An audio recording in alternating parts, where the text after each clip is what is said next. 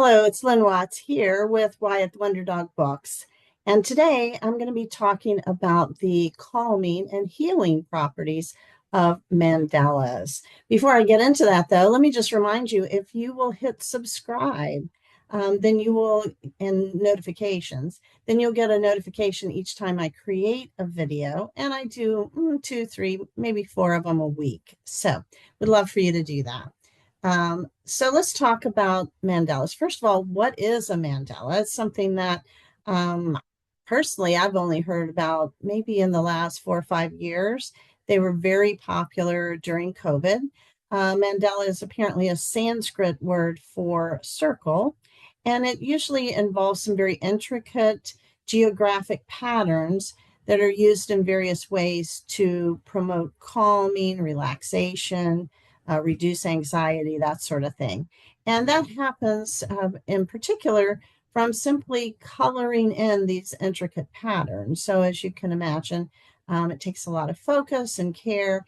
And when you are involved in doing something that requires your focus and your attention in order to do it, then it's much harder for our busy chatter focused minds to focus on other things that might be making us anxious. So that is pretty much how it works. They're used frequently in art therapy, and most of the research that I'm aware of that has been done that shows that they are beneficial in terms of relaxation has been related to studies that are involved with art therapy. So let's talk about the three ways that mandalas are beneficial in terms of reducing anxiety and stress. And the first one is it simply reduces anxiety because it has a calming effect on the mind.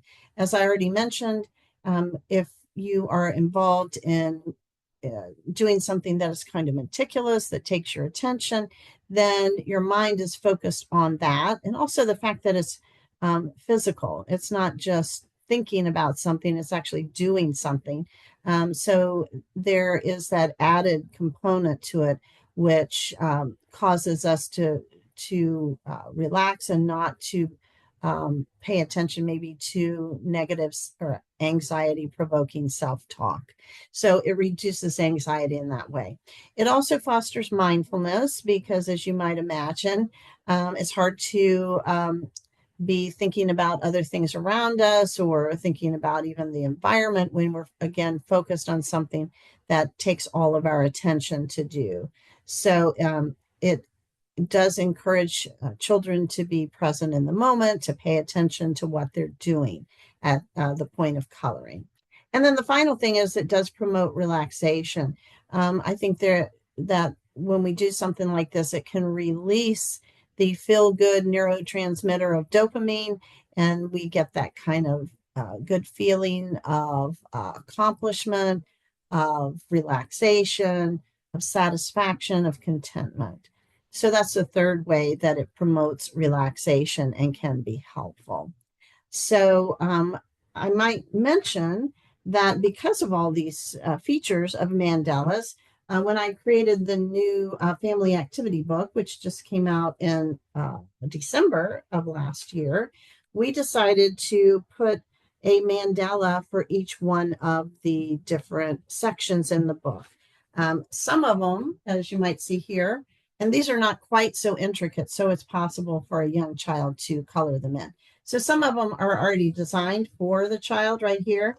And then over here, there's directions on another page that teach a child to create their own mandala. Beginning this topic and this section is on listening. So there's an ear in the center of it, and then it gives directions for what to create around the outside. And then once they create their own mandala, then they can color it in. So each one of the sections, again, here's another one. This one is the chapter that's on focus and doing one thing at a time, organization. And so there's a poster. This actually almost looks like a mandala itself, but this is a poster, focus on one thing at a time. And then next to it, on the next page, you see there is a mandala, which a child can color in.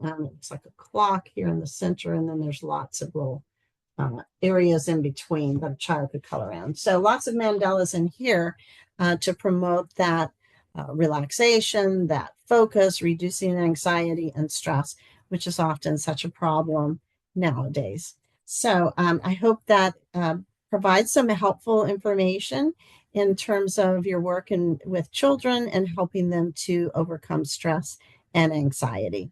And thanks, as always, for listening.